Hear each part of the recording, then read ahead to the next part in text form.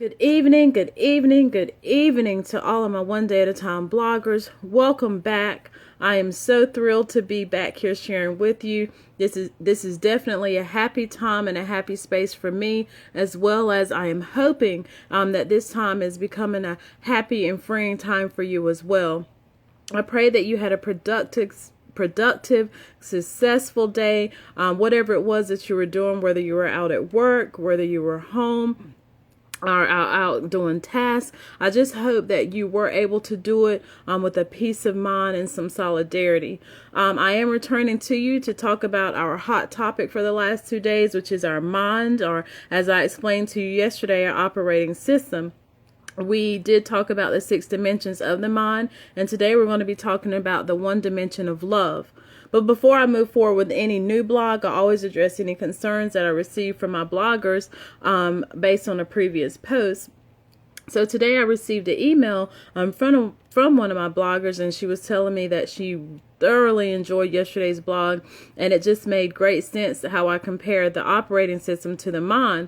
But she told me something else. She said that as she was implementing these changes, that not only was she experiencing different, I guess, rejections of her mind, she felt like physically that her body was just feeling really tired. She said that sometimes she just felt really angry when she was trying to implement these processes. She said almost at one point she was just trying to read so much and just rid herself of so much negative energy that she almost felt nauseous. And so I took that information and I prayed on it. And so I'm returning back to her with some information that I hope will help her with that. And then also any other blogger that may have experienced something of the same. And so to tackle her issue, I wanted to talk about how we get addicted to negative emotions. Biologically, and like I told you, our brain, which controls our physiological processes, our brain actually has neurotransmitters that actually control how we feel and how we react to situations on a daily basis. So I have information here. I am going to be reading from it, so excuse me, of course, when I break eye contact, but I wanted to make sure I am able to maximize on this information while I have you here. Basically, we have a biological phenomenon in our brain where negative emotions activate reward centers of our brain, causing unconscious addiction to those negative emotions. Now, a lot of people think that only happy things are things that we go through that make us happy activate these certain reward centers of the brain. But that is not true. Remember, I told you anything that we continue to feed grows stronger. So as individuals, as we have developed these neural connections that are negative, we have fed those neural connections. And so our brain thinks that it is normal to have low self-esteem. Our brain thinks that it is normal to be depressed. Our brain thinks that it is normal to live in a day-to-day imprisoned within ourselves. And so we create our own reward center. Believe it or not, our reward center is feeling like a depressed, shackled, imprisoned human being. Because we have developed that as a norm, then that again is going to be our reward center. So basically our brain wants us to keep rewarding that center of our brain. It wants us to keep having low self-esteem. It wants us to keep getting depressed. So every time we say to ourselves, I'm not worthy, I cannot complete this task, I'll never achieve this, guess what? You are feeding that emotion and you are actually making your brain happy. That almost sounds it doesn't make sense. I know it doesn't make sense, but if you think about it, like I said, the brain is as smart and it is as dumb, I guess, as we make it. So you have created your own reward center. Your reward center is what wants to receive negative emotions. And so every time that you do it, you are activating that reward system. But over the last couple of days, some of my bloggers that have been trying to change those emotions, they have taken away the drug of choice, which is negative actions and negative thought processes and negative self-talk, and they have started depleting their brain of their drug of choice, which is really just low self-esteem. And so what happens whenever you take a drug addict and you take a drug away from them? What starts to happen? You can ask anybody. I've seen it as a nurse. People that are physically addicted to drugs or physically addicted to alcohol, the body goes through a physical response to the removal of that drug. People they go through minor things such as just chills and fevers, to just nausea, to extreme fatigue, all the way to sometimes seizures and convulsions, and sometimes even death, because they have depleted their body of a drug. Although that drug was really bad for them, say cocaine or alcohol, it still was the norm for their body. And so when they depleted their body of that, when you depleted your body of the negative self-talk, you depleted it of what it was sustaining, what it was using to sustain itself. It doesn't matter again if it was negative. The body again cannot distinguish between the two. It just realizes what was the norm.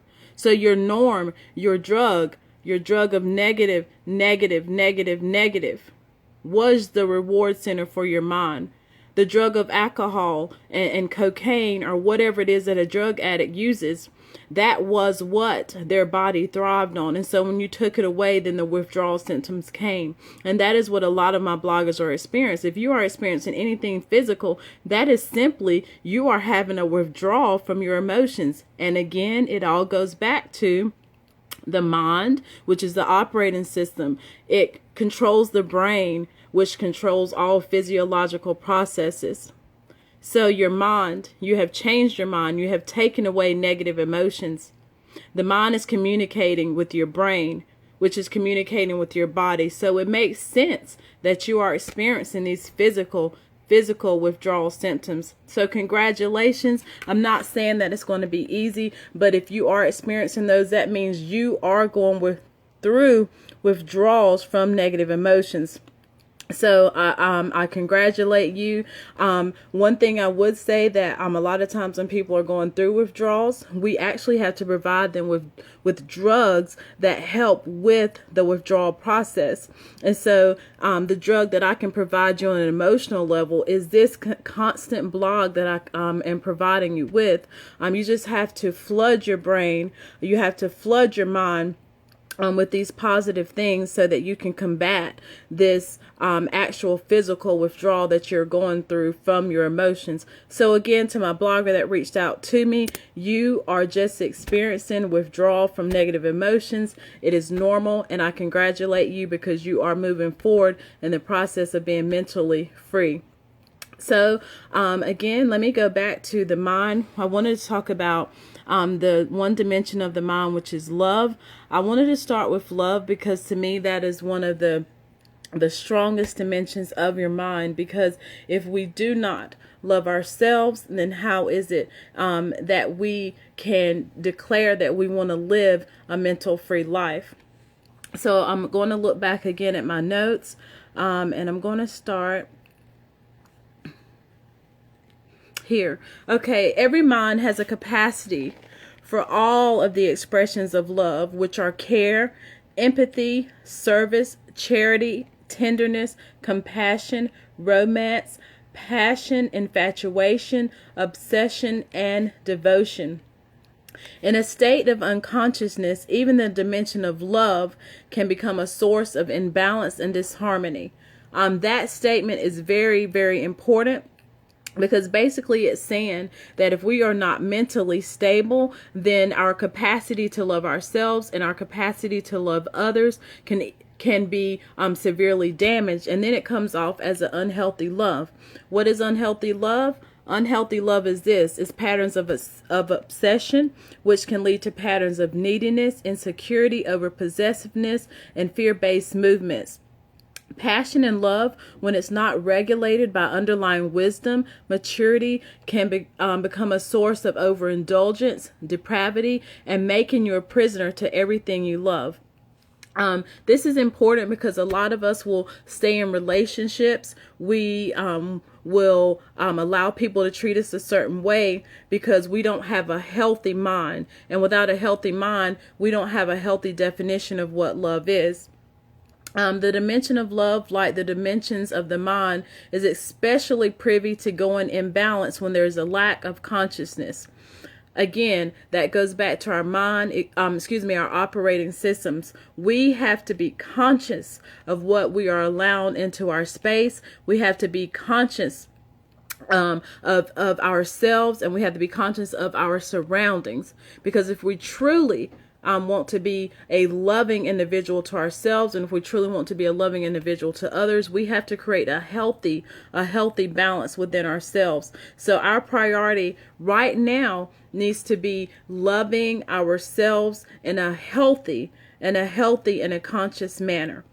We can go into depth into that into another blog. Again, I always like to just scratch the surface when I am talking about things and let people give me feedback, and then I follow up with you. So again, today we talked about the dimension of love, one of the 6 dimensions of the mind, and how we can have unhealthy love for ourselves, which it turns into unhealthy love for others.